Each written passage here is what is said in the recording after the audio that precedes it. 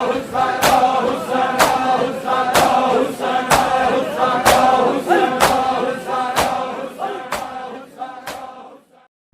مجلس کا ماحول بنے جو اٹھ سکتا ہے، کوئی زبردستی نہیں ہے، مرضی ہے آپ کی، اگر ذکر میں آ گئے تھوڑا تھوڑا سا آگے تشریف آجو بسم اللہ، میں کچھ بھی نہیں کہنا، میں مولانا فضائل آجو اٹھو صلوات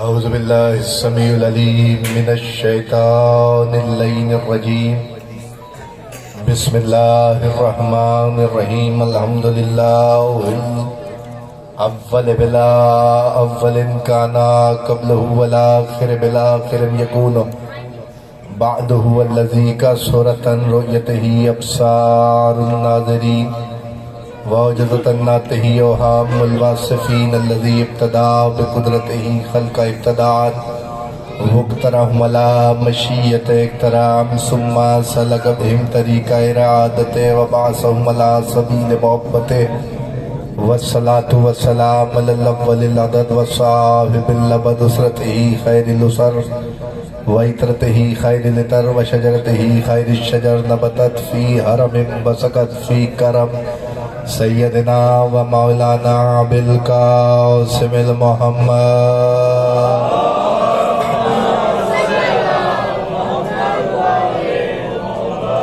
وآل بیتہ الطیبین الطاہرین المعصومین المنتجبین المنتخبین الذین عذب اللہ عنہم الرجس وطہرہم تطہیرا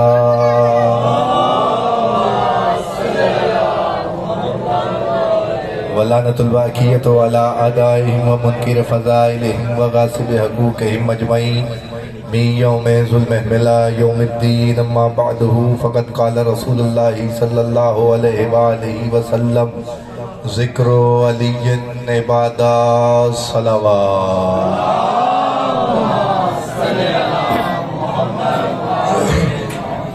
دعا گو پروردگار عالم بانیان کا انتظام و انصرام بارگاہ عزتی میں قبول و منظور فرمائے. آپ تمام احباب کا اس فرش عزا پہ تشریف لانا مخدومہ عالمیان اپنی بارگاہ میں قبول و منظور فرمائے.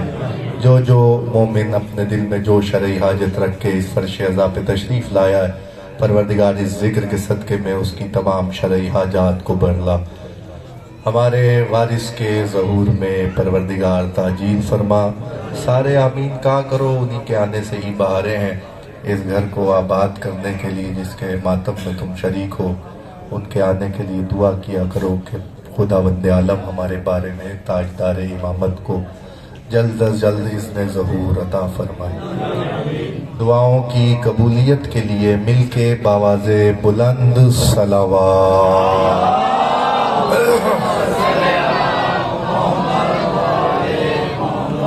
اجازت ہے میرے محترم جتنے لوگ تشریف فرما، ماشاءاللہ سلامت رہیں، شاد و آباد رہیں. پروردگار عالم آپ کو سلامت رکھے. زیادہ زحمت نہیں ہے بیٹا، یہ اب ادھر سے کوئی نہ ہے اس طرح کا، یہ سارے جو معاملات ہیں نا یہ ادھر سے کرنے ہیں آپ نے. اب مجلس شروع ہو رہی ہے. ایک دفعہ صلوات پڑھے محمد والے.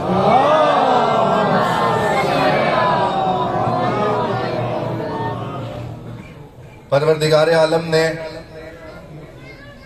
خلقت کے قرآن مجید میں بہت سے طریقے بتائے ہیں.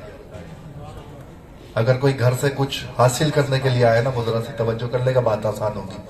بانیان کی طرف سے جو حکم ملا ہے اس کی میں بالکل تائید کرتے ہوئے اور وہی ذکر کروں گا جو انہوں نے مجھے حکم دیا ہے. لیکن تھوڑی سی تمہید کی منزل ہے، وہ آپ سماعت فرمائیں، ذہنوں میں محفوظ کیجیے گا. پروردگار عالم نے خلقت کے کچھ طریقے قرآن مجید میں بتائے ہیں. ایک طریقہ فطرت کے تقاضے کے مطابق ہے، جیسے ہر انسان دنیا میں آتا ہے اسے فطرت کا طریقہ کہتے ہیں. دوسرا طریقہ حضرت آدم کی خلقت کا ہے. اللہ نے اسے اپنے دونوں ہاتھوں سے بنایا. توجہ فرمائیے. گو اللہ ہاتھ نہیں رکھتا، اس کے باوجود قرآن میں اس نے کہا کہ میں نے آدم کے پتلے کو دونوں ہاتھوں سے خمیر کیا ہے. ہر بندہ نہیں بولے گا، مجھے پتا ہے جس کا عقیدہ میرے ساتھ ملے گا وہ ضرور بولے گا۔ پروردگار عالم نے قرآن میں کہا کہ میں نے اسے اپنے دونوں ہاتھوں سے خلق کیا، اس کے خمیر کو، حالانکہ اللہ ہاتھ نہیں رکھتا، جو ہاتھ پیر رکھتا ہو وہ اللہ نہیں ہوتا، تو پھر ماننا پڑے گا کسی کے ایسے ہاتھ تھے جنہیں اللہ اپنا ہاتھ کہہ رہا۔ شاباش، سلامت رہو۔ کسی کے اس سے توحید کو کوئی خطرہ نہیں ہے، توجہ، اس سے توحید کو کوئی خطرہ نہیں ہے، یعنی اس کی وحدانیت پہ کوئی فرق نہیں پڑتا۔ یہ پروردگار کی اپنی قدرت ہے کہ وہ کسی کے عمل کو اپنا عمل کہے۔ ایسا قرآن میں بہت جگہ ہوا ہے کہ کرا کسی نے ہو، اللہ کہے میں نے کیا ہے۔ میں مثال دے کے آگے بڑھ جاؤں، پوری پرورش انبیاء کی قرآن مجید میں رکھی ہوئی ہے۔ آدم کا ذکر بھی ہے، ابراہیم کا ذکر بھی ہے، نوح کا ذکر بھی ہے، موسیٰ و عیسیٰ کا ذکر بھی ہے۔ کسی کی پرورش کو اللہ نے یہ نہیں کہا کہ انہیں میں نے پالا ہے۔ خدا کی قسم، محمد کی پرورش کی بات ہوئی تو آواز دے کے کہا علم یجد کا یتیمن فآویٰ، حبیب ہم نے تجھے یتیم پایا تو ہم نے پرورش کی۔ پال ابو طالب رہا تھا، اللہ کہہ رہا میں پال رہا۔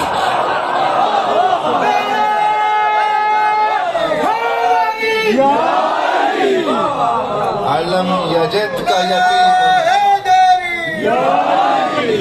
پالا ابو طالب نے ہے، اللہ کہہ رہا میں پال رہا ہوں۔ اس کا مطلب کسی کے عمل کو اللہ اپنا عمل کہہ رہا ہے۔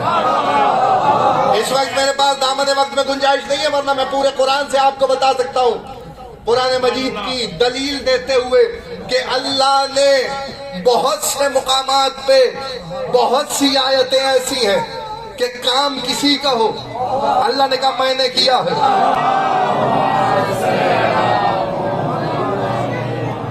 مدد کے تقاضے، ایک دو آیتیں اور پڑھ دوں آپ۔ فلا اقسم رب المشارق والمغارب، سورہ معارج۔ فلا اقسم رب المشارق والمغارب انا لقادرون۔ ترجمہ سنیے اور ولایت کا نشہ آپ کے ذہنوں اور دلوں میں اتر جائے۔ یہ وہ نشہ ہے جو حلال ہے۔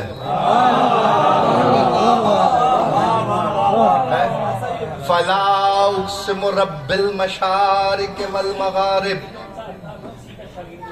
مشرقوں اور مغربوں کے پروردگار کی قسم، ہم ہی قدرت والے ہیں۔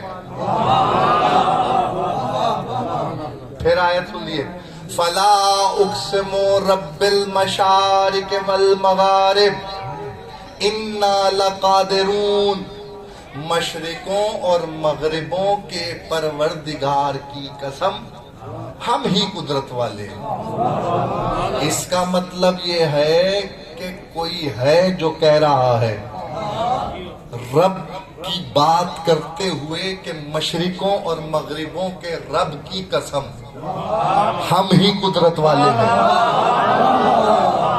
نہیں، جو سمجھ رہا ہے اس کا بولنا ضروری ہے، جو نہیں سمجھ رہا ہے میں اس تک بات پہنچاتا ہوں۔ یعنی یہاں رب اور ہے، قدرت والے اور ہیں، جو قسم اٹھا رہے ہیں رب کی۔ میرے عزیزان گرامی قدر، میرا جملہ سنیے، میں نے تو دنیا میں ایک مشرق اور ایک مغرب دیکھی ہے، ایک مشرق دیکھی ہے، ایک مغرب دیکھی ہے۔ جہاں سے سورج نکلتا ہے مشرق، جہاں ڈوب جاتا ہے مغرب۔ تو ایک مشرق ہوئی ایک مغرب، تو یہ مشرقوں اور مغربوں کی بات کہاں سے آئی؟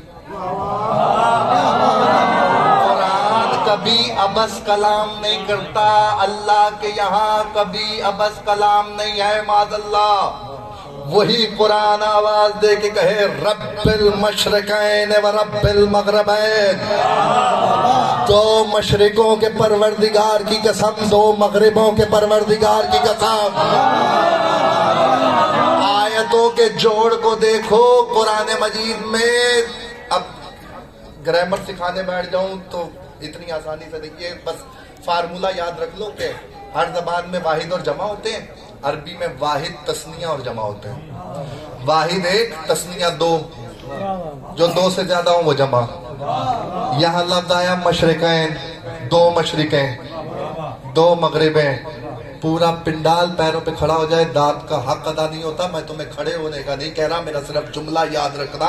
میں جملہ تمہارے حوالے کر رہا ہوں. رب المشرقین و رب المغربین، دو مشرقوں اور دو مغربوں کے پروردگار کی قسم. ہے تم میں کوئی جس نے دو مشرقیں اور دو مغربیں دیکھی ہو؟ کوئی ہے؟ اگر میں دکھا دوں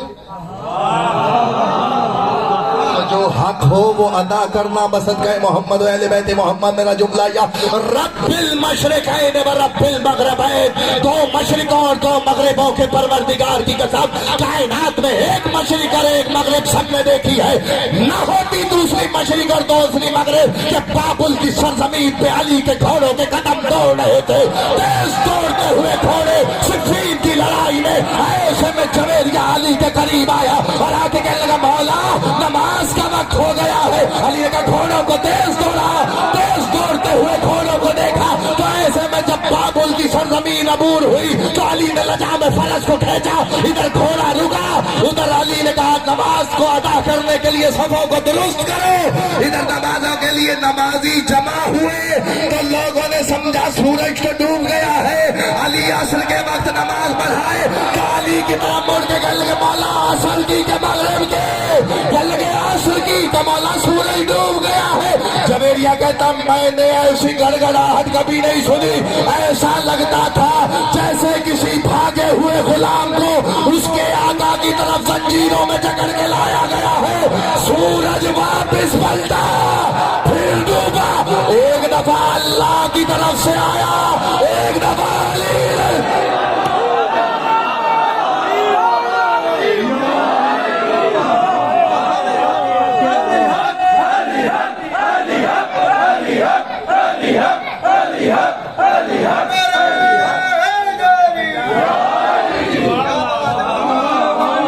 دو مشرقیں اور دو مغربیں. روکنا نہیں چاہتا تھا آپ کو، بات آ گئی تو سن لو. میری منزل اور ہے جہاں مجھے لے کے جانا ہے آپ کو. رب المشرقین و رب المغربین، دو مشرقیں اور دو مغربیں. پھر اب یہ مشارق والمغارب کون ترجمہ کر رہے ہیں؟ مشرقوں اور مغربوں کے پروردگار کی قسم. یہاں ہے جمع کا صیغہ، اور اس جمع کے صیغے کو سمجھنے کے لیے بات ضروری یہ ہے کہ زمین سورج کے گرد گھوم رہی ہے. آج جس جگہ سے سورج نکلا ہے کل اس جگہ سے نہیں نکلے گا. 365 دن میں 365 نئی مشرقیں ہوں گی، 365 مغربیں ہوں. تو یہاں سوچنے والی بات یہ آیت کی کوٹیشن یہ بتا رہی ہے. ایک اور آیت سنو، سورہ بنی اسرائیل کی آیت. بسم اللہ الرحمن الرحیم. کلن نمد ہؤلاء و ہؤلاء من عطاء ربک. ہم مدد، سورہ بنی اسرائیل، ہم مدد کرتے ہیں. توجہ کرو تو جملہ آپ کے حوالے کروں. ہم مدد کرتے ہیں یہاں والوں کی بھی وہاں والوں کی بھی، اپنے پروردگار کی عطا سے. اور کیا آپ نے یہاں اس آیت میں بھی پروردگار اور ہے، مدد کرنے والے اور ہیں جو عطائے پروردگار سے مدد کر رہے ہیں. صرف یہاں والوں کی نہیں، وہاں والوں کی بھی. جملہ تو ایک ہی ہے، ہر بات پہ زور لگانا تو مقصد نہیں ہے. فیصلہ ہو جائے گا کہ کتنا بیدار مجمع میرے سامنے تشریف فرما. اس کا مطلب یہ ہے کہ کچھ لوگ ایسے ہیں جن کے کلام کو اللہ اپنا کلام قرار دے رہا ہے. ورنہ قرآن مجید میں اگر کبھی ابراہیم نے بات کی تو اللہ نے کہا قال ابراہیم. اگر موسیٰ نے بات کی تو قال موسیٰ. اگر عیسیٰ نے کوئی بات کی تو اللہ نے نام سے پہلے کہا قال عیسیٰ. عیسیٰ یہ کہہ رہے. لیکن کچھ ایسے ہیں جن کے کلام کو اللہ اپنا کلام کہہ رہا، بغیر کوٹیشن کے رکھ رہا ہے، نام نہیں لے رہا، نہ نام لے رہا ہے، نہ کوٹیشن بتا رہا ہے کس موقع کی آیت ہے، کہاں کی آیت ہے۔ اللہ کہہ رہا ہے کچھ لوگ تو ہیں جو میری عطا سے یہاں والوں کی بھی مدد کرتے ہیں، وہاں والوں کی بھی مدد کرتے ہیں۔ ماتمی مجمع میرے سامنے تشریف فرما، جملے کی قدر ضرور کرنا پسند ہے محمد و اہل بیت محمد۔ یہاں والوں کے پھر بھی تم کوئی نہ کوئی مددگار دکھا دو گے، خدا کی قسم وہاں والوں کا ان کے علاوہ کوئی نظر نہیں آئے گی، کوئی نظر نہیں آئے گا۔ ان ایک مثال سے تو تمہیں سمجھ جانا چاہیے، 3 شعبان کو ہی دیکھ لو، وہاں والا یہاں آ کے مدد مانگ۔ نہیں ذکر علی میں بندہ منہ چڑھا کے بیٹھا رہے، بڑی بہادری کا کام کر رہا ہے۔ خدا کی قسم کھا کے کہتا ہوں، 8ویں تاجدار امامت کہتے غرور نہ کیا کر کے مجلس میں آ گیا ہے، بلکہ ہمارا شکریہ ادا کیا کر کے زمانے کی آوارہ گردیوں سے بچا کے تجھے اپنے ذکر میں بلایا ہے۔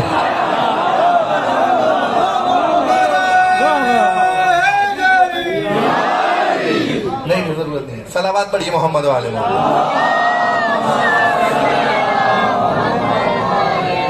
شادی بھائی۔ میں تو خلقت کے آپ کو طریقے گنا رہا تھا، بات آگے بڑھ گئی۔ دوسرا طریقہ حضرت آدم کی خلقت کا، جو اللہ نے قرآن میں پورا واقعہ بیان کیا۔ ایک اور طریقہ بھی ہے قرآن مجید میں تخلیق کا۔ کئی تخلیق کے طریقوں میں ہے تدریج۔ تدریج یعنی سٹیپ بائی سٹیپ، اسے کہتے ہیں تدریج۔ اور کہیں ہے امر۔ امر میں تدریج نہیں ہوتی، وہ کہتا ہے اور ہو جاتا ہے۔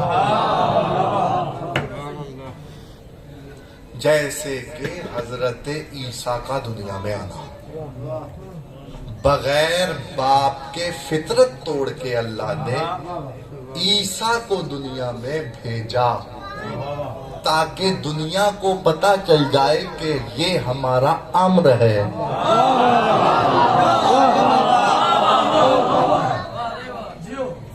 اور یہ کہا کہ جناب مریم کے پاس حضرت جبرائیل علیہ السلام کو بشر کی صورت میں بھیجا۔ انما انا بشر مثلکم یوحی الی۔ اب اس آیت کو میں نے اس لیے پڑھا تاکہ تمہیں پتہ چل جائے کہ رسول اللہ نے کیوں کہا تھا۔ رسول نے کہا میں تم جیسا بشر ہوں۔ آیت لے کے آتے ہیں نا ہمارے سامنے، آیت آتی ہے اور آیت میں یہ کہا جاتا ہے بچوں کو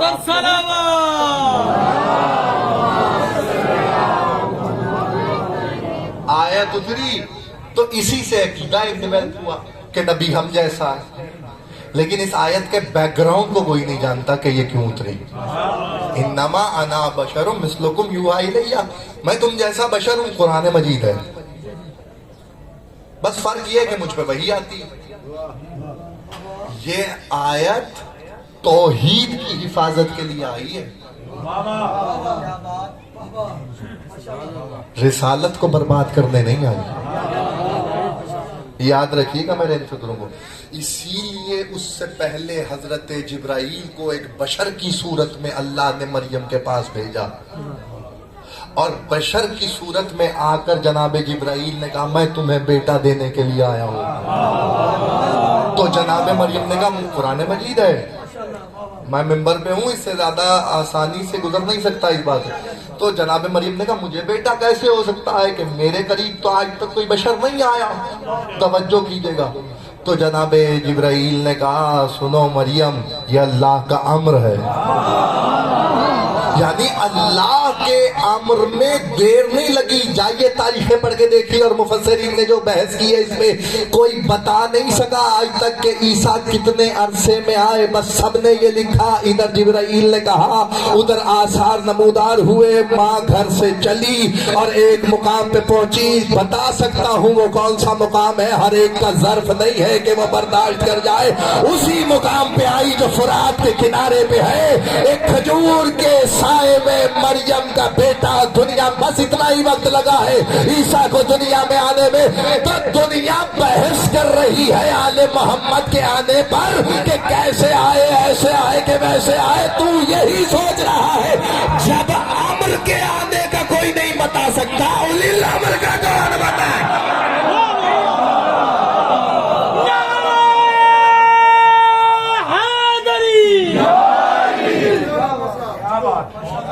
तो ये खिलकत है, ये सारा सिर्फ एक लफ्ज समझाने के लिए मैंने ये सारा मुकदमा किया कायम। और उसके बाद लफ्ज आता है तख्लीक, यानी तख्लीक के कई पहलू कुरान मजीद में रखे। चलो एक जुमला और सुन लो। अल्लाह, तूने तख्लीक के ईसा में ये अमल क्यों किया? तूने फितरत को तोड़ दिया, निजाम पलट दिया, निजाम कुदरत पलट दिया।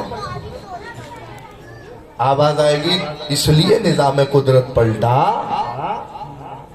कि ईसा है मासूम नबी, और ईसा की मां को हम बतूल का स्टेटस दे चुके हैं,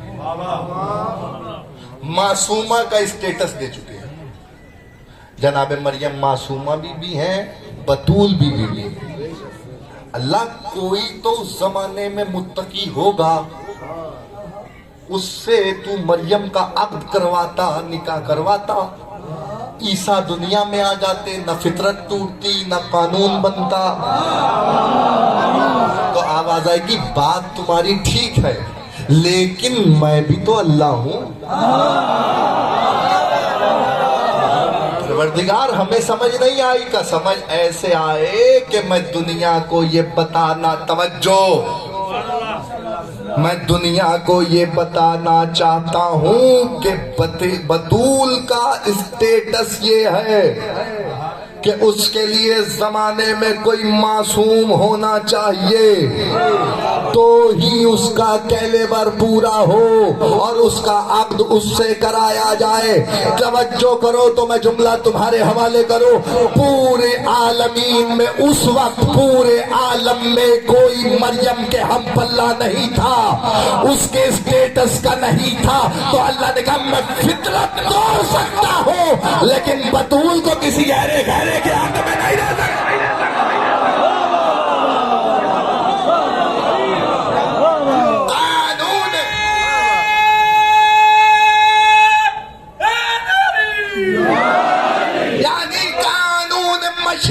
टूटा, इसीलिए सरकार खत्मी मर्तबत पैगंबर आजम ने कहा या अली, अगर तू न होता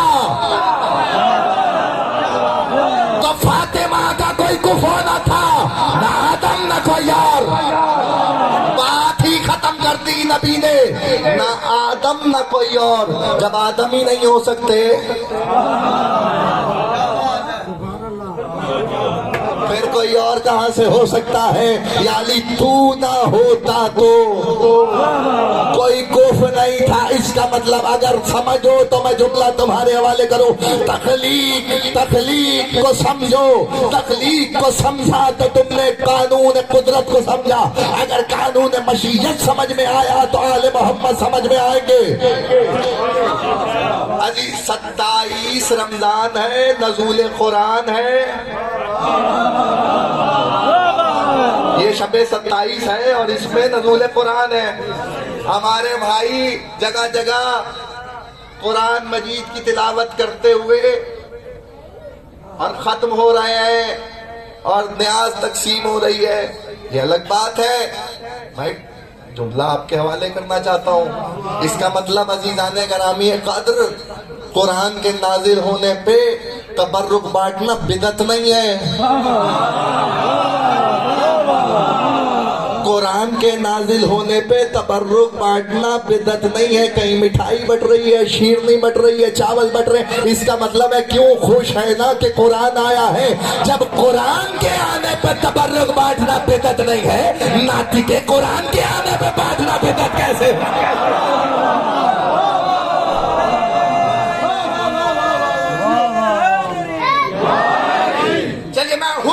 پا روشن.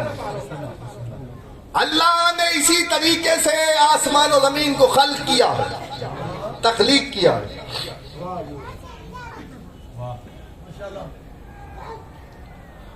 اور جب تخلیق کیا ہے تو اب دیکھیے یہ مجلس ہو رہی ہے. میرے عزیز جنہوں نے یہ مجلس اعلیٰ برپا کی ہے, مولا ان کی توفیقات میں اضافہ فرمائے.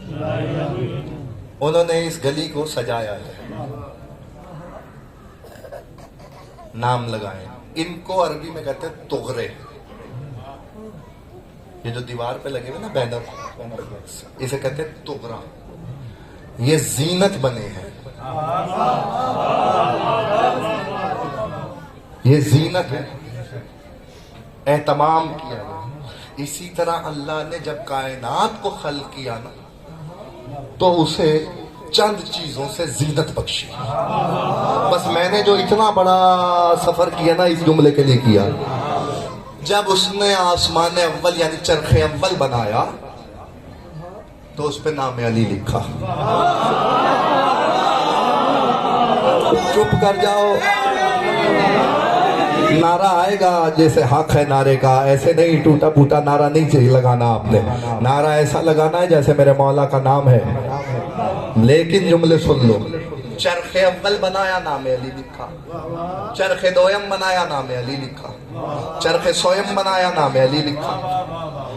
7 آسمان ہے, 7 کو علی کے نام سے زینت دی. عرش کرسی کو نام علی سے زینت دی. یہ ہوائی بات نہیں کر رہا, خطابت نہیں ہے, دلیل رکھتا ہوں. علماء اہل سنت نے لکھا جنت کو بنایا نام علی لکھا. صاحب القطرہ نے لکھا کہ جنت کے دروازے پر نام علی لکھا ہوا ہے. آپ نہ سمجھے تو کون سمجھے گا. انہوں نے یہ لکھا کہ اس دروازے پر جو زنجیر لٹکی ہوئی ہے وہ زنجیر جب در سے ٹکراتی ہے تو علی علی کی صدا آتی ہے. آپ بولے ہو جیسے بولنے کا حق ہے. جو نام علی سننا جانتا ہے, سمجھنا جانتا ہے, وہ میرا جملہ یاد رکھے.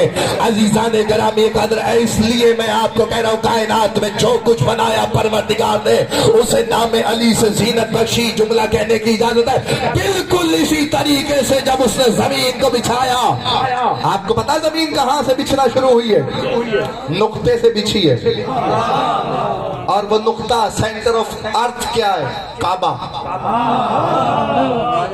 کعبے سے پھیلایا ہے زمین کو اللہ نے, وہاں سے پھیلایا ہے, زمین بنائی ہے. جب سینٹر آف ارتھ کعبہ نہیں تھا اور زمین بنا چکا, جب آدم کا بھی تصور نہیں تھا, زمین ہوتی تو پتلا بنتا نا. اس کا مطلب ہے زمین پہلے ہے, آدم کو بعد میں خلق کیا ہے. کیونکہ زمین سے مٹی گئی ہے تو آدم کے پتلے کی تخلیق ہوئی ہے. ابھی پتا چلا کہ آدم کا پتلا بھی نہیں بنا جب اللہ نے زمین کو خلق کیا. زمین سنو جملے, پتہ نہیں کون کس قدر سے میرے جملوں کو محفوظ کر لے, دماغ و دل میں اتار لے میرا جملہ سننا.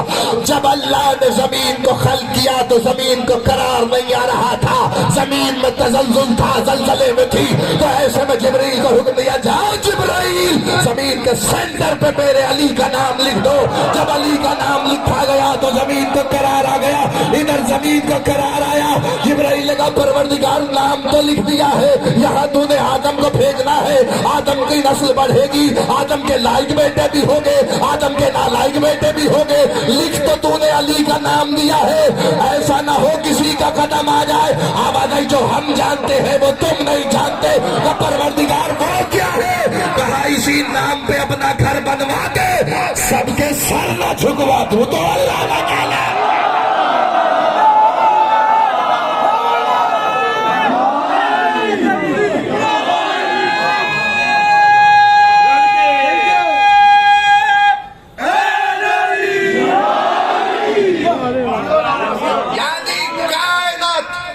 تمہید دیکھیے میری منزل کی طرف. کائنات کی ہر شے کو زینت زینت ہے علی کے نام سے. یعنی مطلب طے ہو گیا نا کہ کائنات کی ہر اچھی چیز کو اللہ نے نام علی سے زینت دی ہے. فیصلہ ہو جائے آیت آپ کے حوالے. بسم اللہ الرحمن الرحیم. المال والبنون زینت الحیات الدنیا. مال اور بیٹے دنیاوی زندگی کی زینت ہوتے ہیں. قرآن کہہ رہا ہے مال اور بیٹے دنیاوی زندگی کی زینت ہوتے ہیں.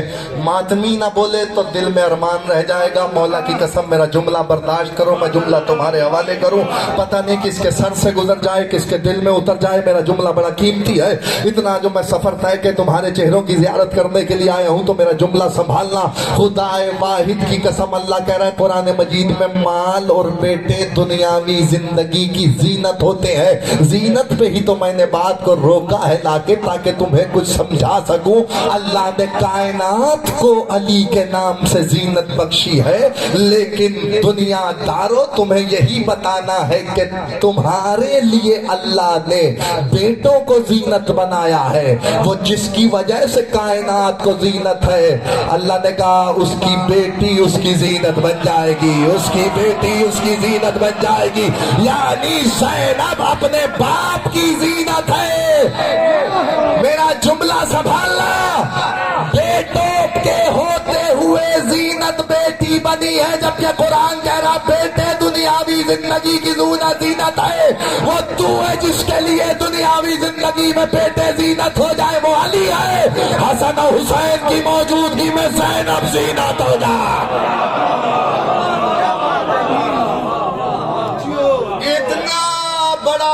جو فاصلہ طے کیا ہے ان فکروں کے لیے, اور وہ زینب جس پہ ناز کرے, زینب جس پہ ناز کرے, فضائل کی منزل ہے. جملے سننا. اور علی تمنا کرے. حکم ملا ہے مجھے, یہاں تک پہنچنا ضروری تھا.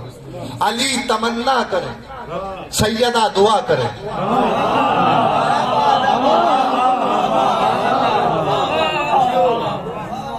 سیدہ دعا کرے, علی تمنا کرے, زینب ناز کرے. حسین کی کمر کا زور. میرے پاس خدا کی قسم اگر وقت ہو, دامن وقت میں گنجائش ہوں, تو میں اسی جملے پہ تقریر کروں کہ حسین کی کمر کا زور. حسین نائب رسول ہے, بعد پیغمبر کی جگہ پہ ہے.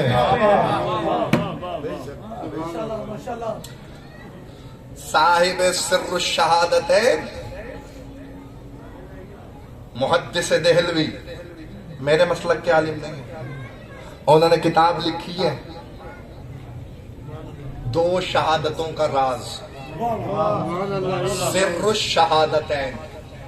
اس میں انہوں نے امام حسن و امام حسین کی شہادت کا ذکر کیا ہے, اور ذکر کرتے ہوئے انہوں نے فقرہ لکھا ہے کہ حسن و حسین کی شہادت گویا حسن و حسین کی نہیں ہے, پیغمبر کی ہے. مجھے معلوم ہے آپ کا سناٹا میں جانتا ہوں, لیکن ایسی باتیں بھی سنا کرو. اتنے جو نعرے لگوائے ہیں تو یہ بات پہنچانی ہے. انہوں نے لکھا کہ ہر نبی پہ فوقیت ہمارے پیغمبر کو ہے, 1.25 نبیوں کا سردار ہمارا نبی, لیکن نبوتوں میں کچھ نبی ایسے بھی گزرے ہیں جن کو شہادت نصیب ہوئی ہے. تو اللہ نے ہر بڑا مرتبہ ہمارے پیغمبر کو دیا ہے. جو ہر نبی, کسی نبی کو 1 مرتبہ ملا, کسی کو 2 مرتبے یعنی 2 فضیلتیں ملی, کسی کو 3 فضیلتیں, کسی کو 4 فضیلتیں. سارے نبیوں کی فضیلتیں جمع کر کے پیغمبر میں رکھ دی. یہ تو میرے لفظ ہے, میں کیا کروں. ہوا تو یہ تھا کہ پیغمبر کی فضیلتوں میں سے ایک اس کو دے دی, ایک اس کو دے. جو پہنچ گیا ہے اس کو سلام ہے، جو نہیں پہنچ سکا اس کا اپنا مقدر ہے. یعنی پیغمبر اعظم کی فضیلتوں میں سے ایک اس کو دے دی، دو اس کو دے دی، تین اس کو دے دی، چار اس کو دے دی. ہمارے نبی کے پاس تو کل فضیلتیں اور کل فضائل تھے. میرا جملہ ہے، تھے، ہیں، رہیں گے، تینوں زمانوں کا اطلاق ہی پیغمبر پہ ہوتا ہے. میرا جملہ یاد رکھنا، انہوں نے لکھا کہ ایک چیز تھی شہادت، جو پیغمبر کو ظاہری طور پہ کسی نے تسلیم نہیں کیا کہ پیغمبر شہید ہوئے، تو انہوں نے کہا حسن و حسین کی شہادت پیغمبر کی شہادت ہے. اس کا مطلب یہ ہے کہ اگر کبھی حسن میں، اسی لیے تو رسول اللہ نے کہا تھا سر کے بال سے لے کے ناف تک حسن میری شبیہ ہے، ناف سے لے کے ناخن تک حسین میری شبیہ ہے. اوپر والے حصے میں آتے ہاتھ، نچلے حصے میں آتے قدم. رسول اللہ سمجھانا کچھ اس طرح جا رہے تھے، سمجھنا اگر حسن کچھ لکھے تو حسن نہیں، پیغمبر لکھ رہا ہے. اور اگر حسین چل کے آ جائے تو حسین نہیں، رسول آ جائے. اور یزید کے حمایتیوں جملہ لکھ لینا، یزید حسین سے نہیں رسول سے لڑنے والا.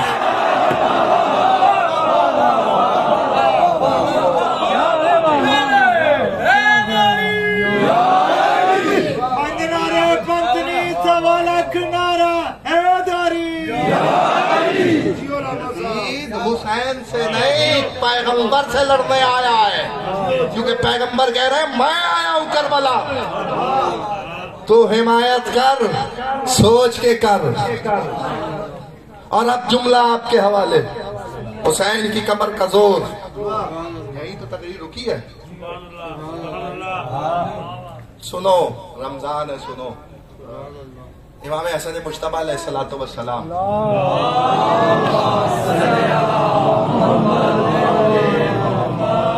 اول سے آخر تک امام حسن کے نام پہ صلوات بھیجو.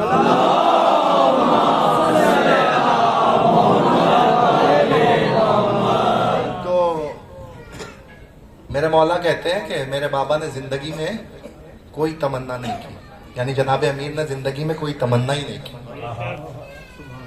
سیرت کی کتابوں میں ایک واقعہ ملتا ہے کہ حسن کو بلا کے کہنے لگے حسن دل چاہتا ہے کہ میں کلیجی کھاؤں بنی ہوئی. جناب امیر کہتے انتظام ہوا، کلیجی گھر میں آ گئی، کھانا پکا، دروازے پہ دستک ہو گئی. دستک ہوئی تو جناب امیر نے کہا کھانا اٹھاؤ اور فقیر کو دے دو. غور کیا آپ نے؟ علی نے تمنا ظاہر کی، سائل آ گیا، علی نے دے دیا. کوئی تمنا علی کی کوئی دنیا میں دکھا نہیں سکتا سوائے ایک تمنا کے، پروردگار مجھے ایک ایسا بیٹا عطا کر جو ہو بہو مجھ جیسا ہو. زینت پہ بات رکی ہوئی ہے، اس کو یاد رکھیے گا. تخلیق پہ بات رکی ہے. اللہ نے بیٹا 4 شعبان ہو یا 8 محرم ہوتی تو میں تفصیل سے پڑھتا، لیکن اس وقت یہی سن لو کہ علی نے تمنا کی، عباس دنیا میں تشریف لے آئے، آل محمد کے گھر پہ خوشی چھا گئی. یاد رکھیے گا، یہ بھی بات آپ کو بتاتا ہوا چلوں، دماغوں کو درست کر لیں اس بات کو ذہن میں رکھتے ہوئے کہ آل محمد کی خوشی میں خوشی ہے، غم میں غم ہے. بڑا پروپیگنڈا ہوتا ہے کہ کیوں جشن منائیں. جب آل محمد خوش ہیں تو ہمیں بھی خوش ہونا ہے. اور وہ بات ہوتی ہے، وہ سرکار وہ دلیل آئی، وہ امام حسین کے آنے پہ تو روئے تھے. کائنات فقط میں 2 ہستیاں جن کے آنے پہ گریا ہوا ہے، باقی ہر ایک کے آنے پہ خوشی ہوئی ہے. امام حسین تشریف لائے تو گریا ہوا، جناب زینب تشریف لائی تو گریا ہوا، باقی ہر ایک کے آنے پہ خوشی بھی ہوئی ہے، ولیمے بھی ہوئے ہیں، عقیقے بھی ہوئے ہیں، دسترخوان بھی سجے ہیں. تو اس کا مطلب سنت آل محمد یہی ہے کہ خوشی میں خوشی، غم میں غم. ہماری اپنی کوئی حیثیت نہیں ہے. شیعہ کہتے ہی اسے ہیں جو مطیع آل محمد ہو، اطاعت کرنا جانتا ہو. ہم تو حبدار ہیں، شیعہ نہیں ہیں. میں خود شامل ہوں اس میں. ہم حبدار ہیں، اسی میں بھرم ہے، اسی میں بھرم ہے، اسی میں بھرم ہے. کاش وہ یہ سمجھ لیں کہ ہم انہیں چاہتے ہیں. ہم انہیں چاہنے والے. شیعہ ہونا بہت بڑا درجہ ہے. تو کہنے لگے جب عباس دنیا میں آئے تو بہت خوش ہوئے جناب امیر. ہاتھوں پہ لیا. پہلا سوال کیا جناب زینب، بابا میرے بھائی کا نام رکھا؟ ہاں زینب. کیا نام رکھا؟ کہا زینب تمہارے بھائی کا نام عباس ہے. شکل و شمائل دیکھ کے کہنے لگی بابا ہاں شکل و شمائل شیر جیسے ہے. بابا کوئی کنیت بھی رکھی؟ شادی نہیں ہوئی ابھی آئے ہیں. کہا کنیت رکھی؟ کہا ابو الفضل. شادی ہوگی بیٹا بعد میں آئے گا، کنیت پہلے رکھ کے بتایا.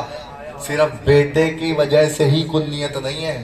جناب زینب کا فقرہ سنو تو میں سمجھ میں آئے. کہنے لگے ہاں بابا فضیلتیں عباس کی طرف رجوع کر رہی ہیں. اللہ جانے میں اس سے زیادہ سلیس کیا کر سکتا ہوں. فضیلتیں عباس کی طرف رجوع کر رہی ہیں. اس کا مطلب فضیلت اس وقت تک فضیلت نہیں بنتی جب تک عباس کے دروازے پہ سجدہ نہ کر لے، جھک نہ جائے. علی نے ہاتھوں پہ لیا ہوا ہے. کم سے کم جس نے لکھا ہے اس نے 11 برس لکھا ہے صفین میں، اور زیادہ سے زیادہ 13 برس لکھا ہے.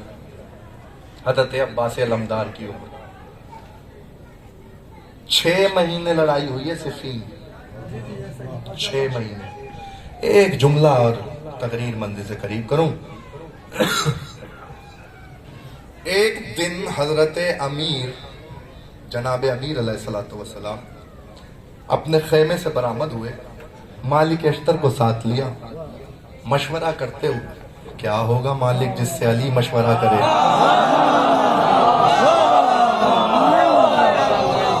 کاش میرے پاس وقت ہوتا تو میں آپ کو مالک کی فضیلت کا فقرہ سناتا، لیکن آج ضروری یہی ہے کہ آقا کا ذکر ہو رہا ہے تو آقا کا ہی سنو. تو کہنے لگے مالک ارادہ ہے آج علی کا کہ اپنے بیٹوں میں سے کسی کو لڑتا ہوا دیکھے. جیسے مولا آپ کی مرضی.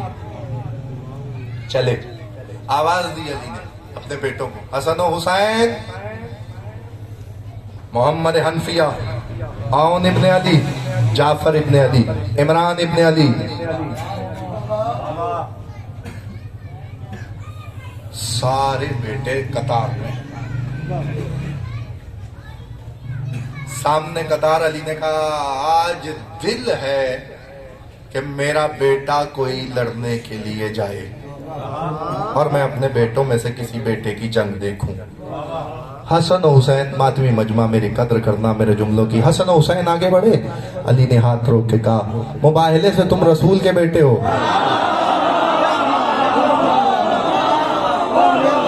مباہلے سے تم رسول کے بیٹے ہو. میں کہہ رہا ہوں میرا بیٹا کوئی لڑنے.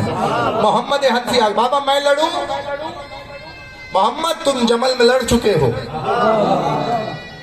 عمر عمران ابن علی جس کا نام لکھا گیا ہے، عمران ابن علی، یاد رکھنا آل محمد کے گھرانے میں یہ نام ہی ملیں گے تمہیں، غیر نام کوئی نہیں ہے. کسی نے لکھا میں ذمہ دار نہیں ہوں. عون ابن علی، جعفر ابن علی. آگے بابا ہم لڑے. ایسا لگتا تھا علی کسی کو ڈھونڈ رہے ہیں. بیٹوں کی قطار سامنے ہے. جملہ آپ نہ سمجھے تو کون سمجھے گا. عین اللہ ہی نگاہوں سے علی نے تلاش کرنا شروع کیا. توجہ، عین اللہ ہی نگاہوں سے علی نے تلاش کرنا شروع کیا. نظر چلتے چلتے عین اللہ ہی نگاہیں، جملہ کہہ دو، علی کی نگاہ اپنے آپ پہ آ کے ٹھہر گئی.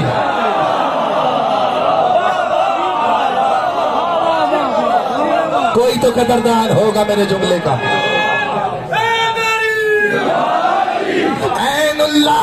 निगाहें अपने आप पे आगे ठहर गई। अली ने आगे मुखातिब किया, मुखातिब करके कहा अब्बास आप ना समझे तो मेरा जुमला, मेरे जुमले को वज़न कीजिएगा, घर जाके मेरे हक में दुआ कीजिएगा। जमीन पकड़ लो कि दाद नहीं देनी, खैरात है आले मोहम्मद की, नाफिज करने जा रहा हूँ बस सदका मोहम्मद वाले बैठे मोहम्मद। अब्बास आज इरादा है अली का कि अपने आप को लड़ता हुआ देखे।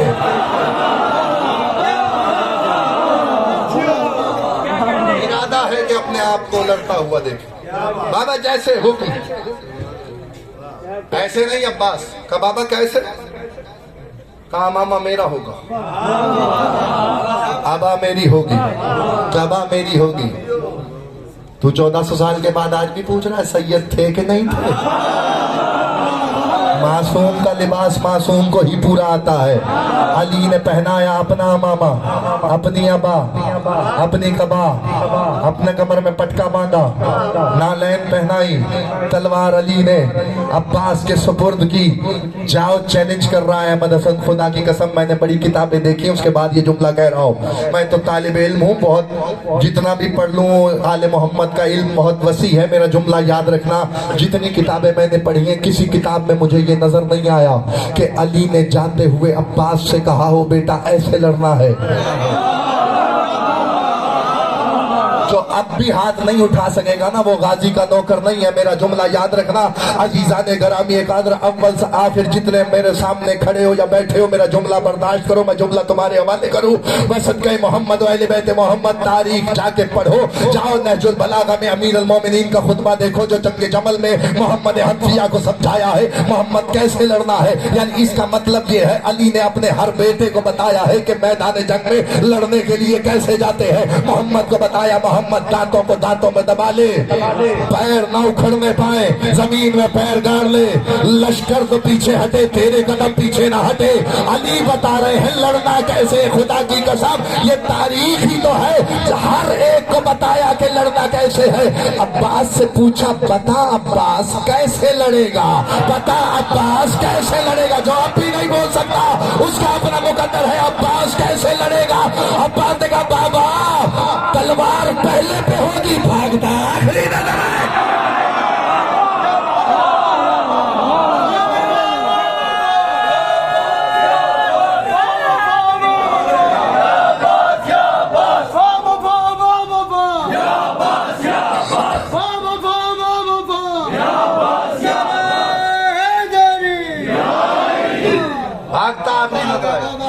जाओ आगे कलाबासी नजफी ने अपनी किताब फसाई से अब्बासिया में लिखा 70,000 का लश्कर था अब्बास के सामने। लश्करे कतीबा शैबा, कतीबा लश्कर को कहते हैं, लश्कर शैबा सामने था। 70,000 का लश्कर था, सर से लेके पैर तक लोहे में डूबे हुए थे, सिर्फ आंखें नजर आ रही थी। मैदान में अब्बास उतरे, 10,000 की सफ होती है कम से कम। एक सफ मैदान जंग में जो अरब बनाते थे कम अज कम जो सफ बनाते थे 10,000 की बनाते थे। 70,000 सामने थे। फैसला हो जाए बिल्कुल आखिरी जुमले आपके हवाले। बसत का मोहम्मद वाले बैते मोहम्मद दुआ फरमाइएगा। दाद आपने बहुत दे ली, दुआ कीजिएगा मेरे हक में, मैं जुमला आपके हवाले करूं। हजरत अबुल फजल अब्बास ने तलवार, जंग का मतलब आप सबको सिफीन ले जा रहा हूं, साथ चलने का इरादा है तो बस मेरा जुमला याद रखना। 70,000 के लश्कर पे हजरत अबुल फजल अब्बास ने तलवार खींच के हमला किया। इधर तलवार खींच के अब्बास ने हमला किया। लश्करे कतीबा शैबा 70,000 का लश्कर 70 टोलियों में बटा। पता है आवाज क्या आ रही थी? भागो के पीछे अली है, भागो के पीछे अली है, भागो के पीछे अली है। मालिक अश्तर कहता है अचानक मैंने अली के खैमे में एक दफा जुम्बिश देखी। मैंने देखा एक घुड़सवार है जिसने चेहरे पे नकाब डाला हुआ है, वो दूसरी तरफ से हमला करने के लिए मैदान में उतरा। लश्करे शाम पुकारा, क्या एक अली कम था जो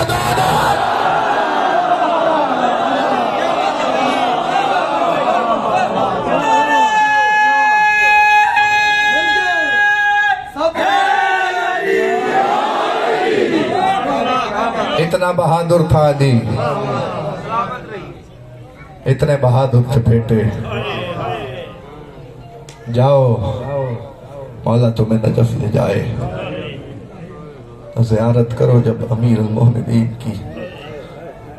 मर जाना चाहिए इस फिक्रे पे, आपको मिलेगा लिखा हुआ ज़ियारत का फिक्रा। अस्सलामु अलैका या अव्वल मज़लूम। रोया कर, आकबत का सामान है। जितने चाहे फजाइल के दरिया बहा दिए जाएं, लेकिन शाम वाली बीबी पुरसा लेने के लिए आती है। शर्मा के ना बैठा कर मजलिस में। मौला की कसम मैंने मक्तल में यही पढ़ा है। मासूम फरमाते हैं जब भी हमारी मुसीबत पे रोया कर, चीख मार के रोया कर। ऐसे रोया कर जैसे बूढ़ी माँ जवान बेटे के लाशे पे रोती है। सुनोगे फिक्रा? ऐसे रोया कर जैसे हमारी मजलूम